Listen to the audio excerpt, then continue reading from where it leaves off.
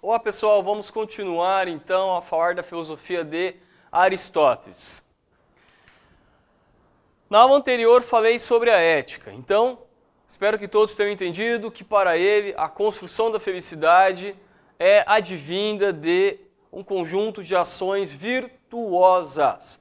Pois bem, mas não é apenas de ética que Aristóteles falou. Ele também falou da lógica. O que seria a lógica segundo Aristóteles? A lógica é uma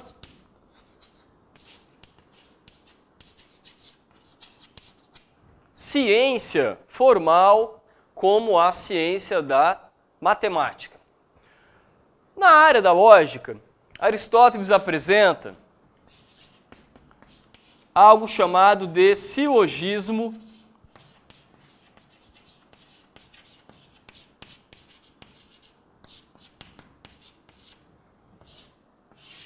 demonstrativo. O que seria o silogismo demonstrativo? A melhor forma de entender é através de um exemplo. Exemplo clássico de Aristóteles. Todo homem é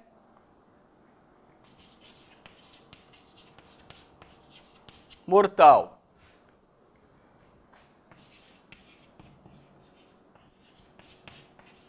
Sócrates é homem, logo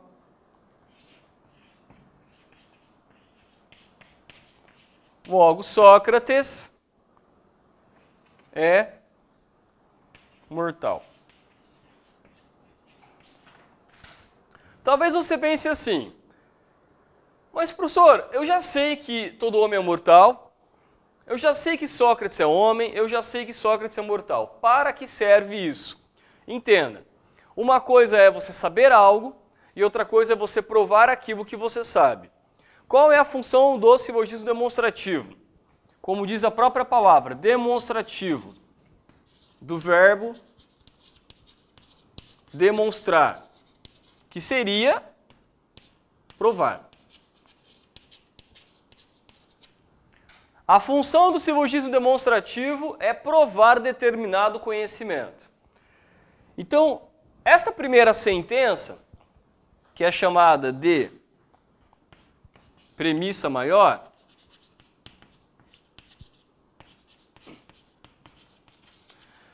é uma sentença que se refere a todos os homens, no caso. Todos os homens são mortais. A segunda sentença, que é uma sentença específica, é a chamada premissa menor. Porque que no caso ela está falando de um homem específico, de forma específica, chamado de Sócrates. E por último, Sócrates é mortal seria a conclusão. Se nós fôssemos dividir cada sentença em sujeito, lembrando então agora da gramática da língua portuguesa, se nós fôssemos dividir entre sujeito e predicado, não é? Nós teríamos a seguinte estrutura. Qual é a palavra que repete? Tanto na premissa maior quanto na premissa menor. É a palavra homem. A palavra homem, apesar de ela não aparecer na conclusão, ela fica subentendida, ela é suprimida na conclusão. Não é?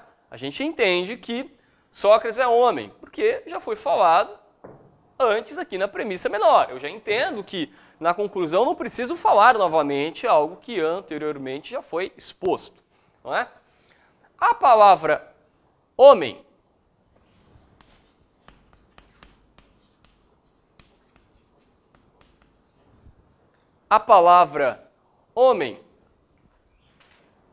seria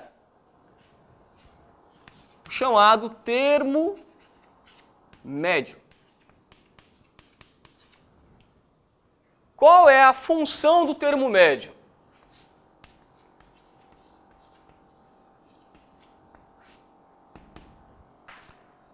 A função do termo médio consiste em conectar. Consiste em conectar o sujeito da premissa, perdão, não o sujeito, o predicado da premissa maior, então anota aí, consiste em conectar o predicado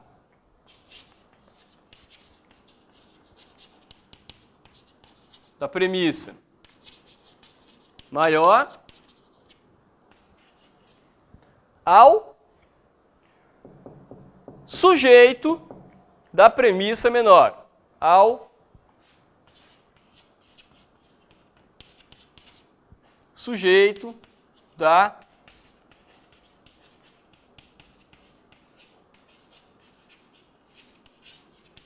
premissa menor. Em outras palavras, pessoal, o termo médio possibilita a conclusão. Sem termo médio eu não tenho conclusão. Não é possível, não é viabilizada uma conclusão. Eu necessito do termo médio. Então o que você percebe no silogismo demonstrativo é aquilo que a gente chama na filosofia, no caso, no campo da lógica, de uma estrutura lógica. Aqui tem uma estrutura lógica que você não pode simplesmente mudar como bem entender. Eu não posso simplesmente pegar o silogismo demonstrativo e ficar aqui embaralhando ele. Não é? Todo homem é mortal, Sócrates é homem, logo homem é mortal. Não, eu não posso pegar isso aqui e ficar misturando e fazendo uma salada disso aqui. Não é? Eu não posso fazer isso. Ok? Uma outra forma de você entender o silogismo demonstrativo, acompanhe aqui comigo, pode vir comigo, seria a chamada estrutura simbólica.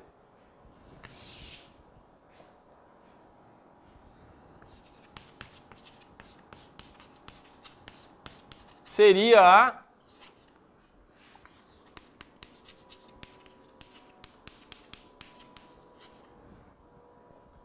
estrutura simbólica. Uma estrutura através de símbolos. Que seria basicamente assim. Vou dar uma olhadinha para o lado agora para poder ver as cores que eu usei. Todo homem. Ao invés de falar todo homem, vou colocar todo A. É. Ao invés de mortal, colocarei B. Ao invés de Sócrates, colocarei C. É homem. A. Logo,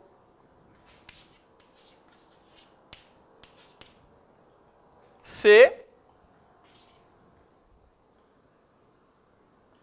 é B. Isso seria a estrutura simbólica do silogismo demonstrativo. Tá? Estrutura simbólica. Todo A é B, C é A, logo C é B. Para que serve a estrutura simbólica? Estrutura simbólica justamente serve para você não se prender a um exemplo específico. Tá? Então, seria basicamente assim, caso supostamente o silogismo apresentado se encaixe na estrutura simbólica, entender-se-ia como sendo de fato um silogismo autêntico. Claro que vocês verão comigo que não é bem assim em todos os casos. Mas é importante, então, vocês entenderem que existe esta estrutura simbólica. Que no caso, então, aqui, o A, que seria o termo médio, no caso, homem.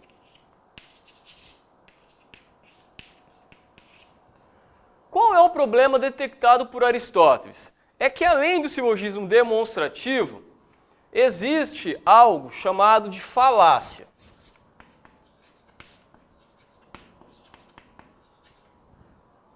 O que seria uma falácia?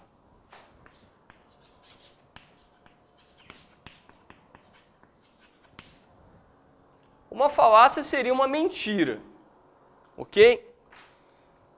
Vou citar um exemplo aqui.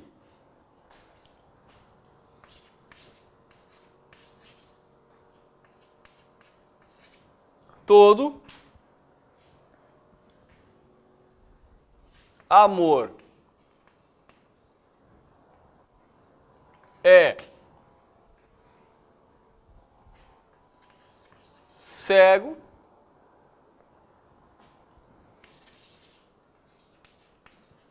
Deus é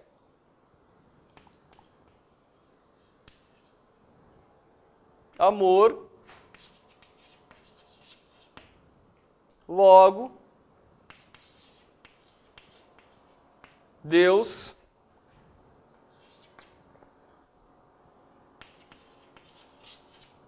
é cego. Qual é o ponto? A falácia tem a mesma estrutura simbólica, não é? Do silogismo demonstrativo. Veja, eu até usei as mesmas cores para que você entendesse bem. Tem a mesma estrutura simbólica. Não muda nada. Qual que seria o termo médio? Amor. Amor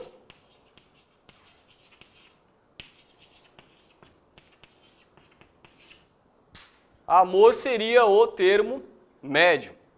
Ou seja, a palavra amor sendo o termo médio é aquela palavra que possibilita a conclusão dessa estrutura entendida como sendo falácia. Por que a falácia é falsa? Por que a falácia é uma mentira? Qual é o problema da falácia? Ora, se você analisa a premissa maior aqui, premissa maior,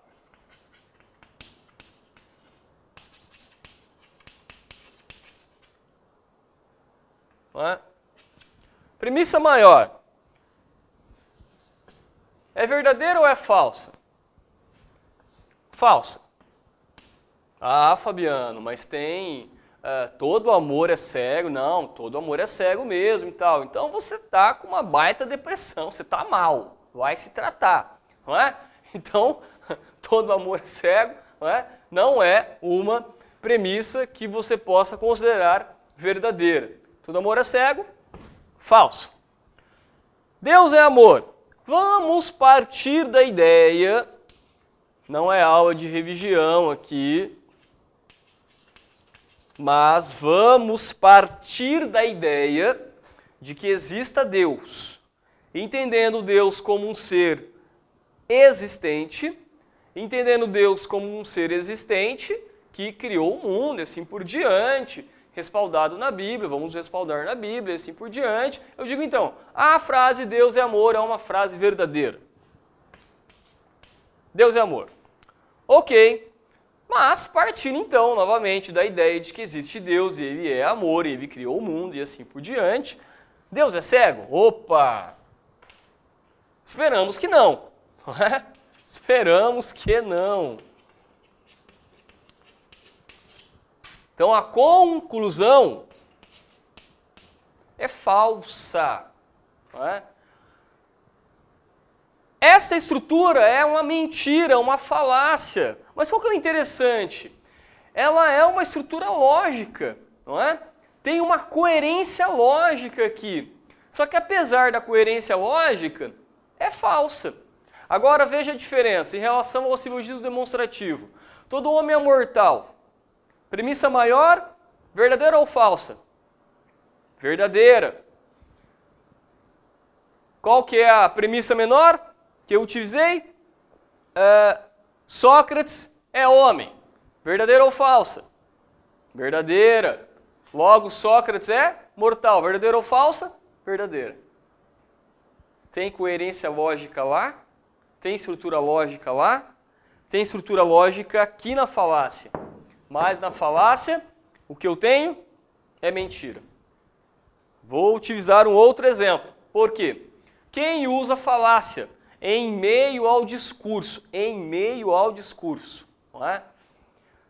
Muitas pessoas que trabalham com o público, não é? Então, professores também, não é? Pode ser que algum professor utilize um argumento falacioso, não é? Políticos, figuras públicas, palestrantes, etc, etc, etc. Ok? Outro exemplo de falácia.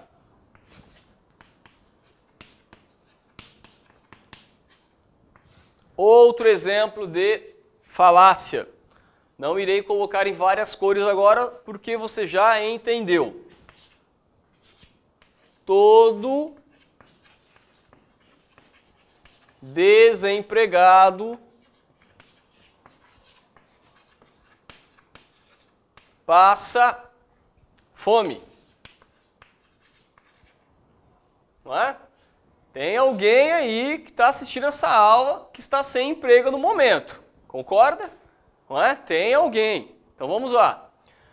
Todo desempregado passa fome. Não vou usar aqui o clássico, o nome João, não. Vamos inventar um outro nome. Todo desempregado passa fome. Vamos lá. Mateus está desempregado. Logo,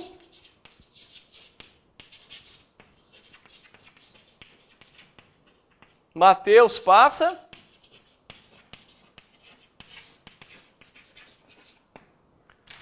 fome.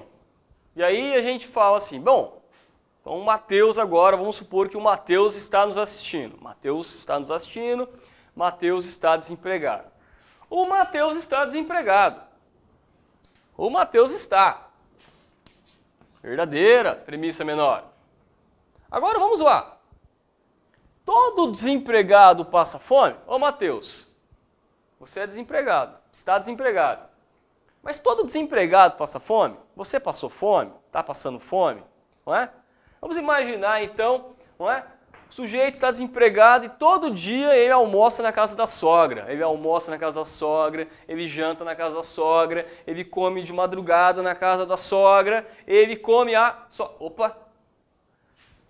O cara não passa fome, beleza? O cara não passa fome. Então você não pode dizer que todo desempregado passa fome. É falsa. A premissa maior é falsa. E aí o Mateus é um bom filho, o Mateus é um cara bacana, a mamãe dele enche ele de comida, fala come, Mateus e tal, não é? O Mateus não passa fome. Aqui você tem uma falácia, ok? O que alguns livros didáticos fazem, tem livro didático que faz o seguinte, que chama falácia também de silogismo, tá? Por que eu gosto de diferenciar, não é? Silogismo, falácia? Eu acredito que isso organiza o conteúdo na cabecinha do estudante, na cabeça do estudante. Organiza o conteúdo. Isso ajuda o estudante a entender o seguinte, não é? Que, apesar de tanto a falácia quanto o silogismo terem estruturas simbólicas que podem ser iguais, não é? Que, apesar de eles terem semelhanças, a diferença é substancial. Na medida em que, no silogismo, demonstra-se que algo verdadeiro, de fato é verdadeiro. Essa é a ideia, não é? Provar o verdadeiro como sendo, de fato, verdadeiro. No caso da falácia, tenta-se ludibriar, tenta-se provar que algo que é falso, não é? Algo é falso, não é? Que este algo fácil é verdadeiro. Provar como sendo verdadeiro. Galera, esta falácia aqui é uma falácia que eu, na verdade, vi em um filme, não é? De Denzel Washington chamado O Grande Desafio, que é um baita filme que fala sobre racismo, sobre perseguição racial, política. O Denzel Washington no filme é um professor que é um professor de debates, né? Ele cria grupos de debates. E esse argumento foi uma aluna, na verdade a única mulher da turma dele ali de debates, que era uma turma pequena de 5, 6 pessoas, não é? Perdão. É o argumento que ela apresenta e que ele justamente rompe aí com este argumento, quando ele mostra que o argumento não é válido porque ele não é inteiramente verdadeiro. Não é? Agora, se a gente vai conseguir identificar as falácias em todos os discursos de todas as pessoas, isso é uma tarefa aí que não é tão fácil. Beleza? Pessoal, vamos agora à área da lógica. Lógica não, perdão, política. Acompanha aqui comigo, política.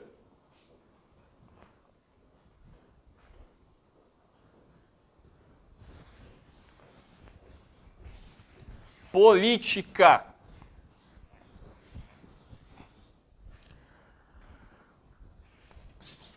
Pessoal, na área da política, que Aristóteles apresentou na obra A Política, nome aí bem difícil de lembrar, ele vai apresentar as chamadas formas de governo.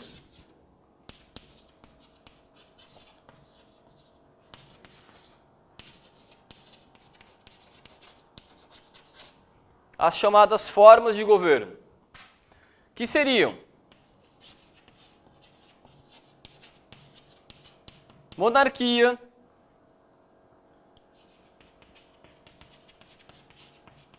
aristocracia,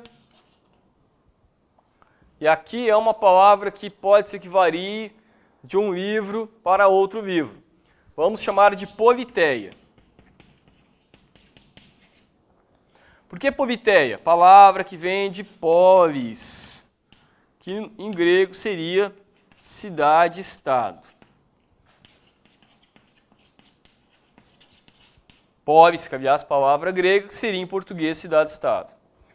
Tá. Estas formas de governo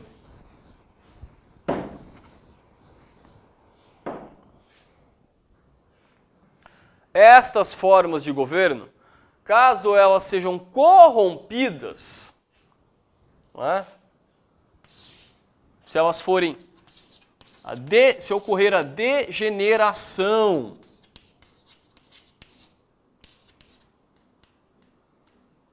do governo, vou colocar, não, da forma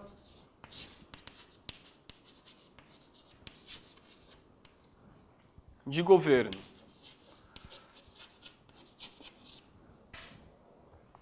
O que você tem? A monarquia, que é o governo de apenas um, segundo Aristóteles, caso seja degenerada, resulta-se em tirania. Então, tirano, não é? É aquele que não governa em prol, não é? Do seu povo, mas sim governa em causa própria. A aristocracia, que seria o governo de alguns, caso se corrompam, resultaria na oligarquia. Então, estes alguns, não é? Ao invés de também governarem em prol de outros, governariam em prol de si mesmo. A politeia, que seria para nós uma democracia, tá? Mas que, em geral, não é a palavra aí que utiliza-se em livros didáticos. Utiliza-se a palavra politeia, não é? Regime constitucional, enfim. Politeia é melhor, ok? Caso seja degenerada, resultaria em uma palavra mais comum para nós, Demagogia, e tem livro didático que utiliza a palavra democracia. Cuidado para não fazer um nó na cabeça. Vamos organizar da seguinte forma. Politeia, caso politeia seja degenerada, resulta em demagogia. Já já continuamos.